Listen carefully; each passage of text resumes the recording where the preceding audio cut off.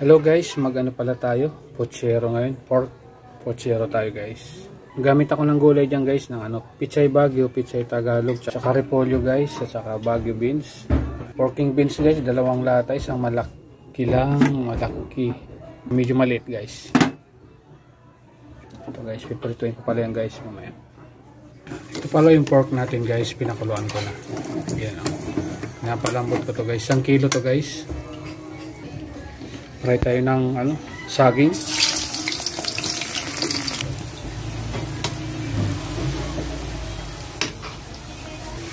Guys, goods na yung saging natin. Depende na lang sa inyo guys kung piprituin nyo yung saging. Mainit na yung wok natin guys, magigisa na tayo.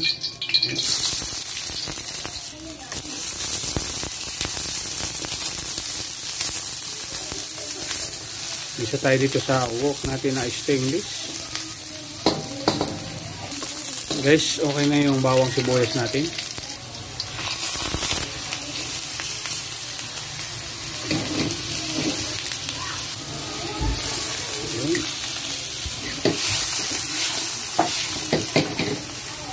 Wala tayong buong paminta guys, powder na lang.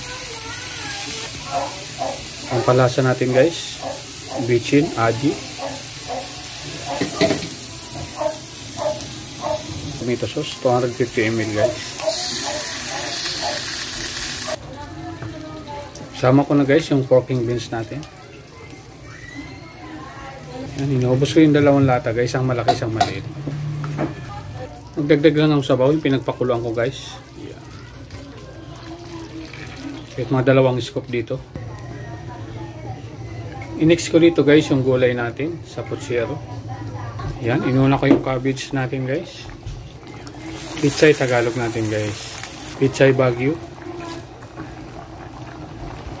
Saka beans. Mag-add na lang tayo ng beans guys. Ayan.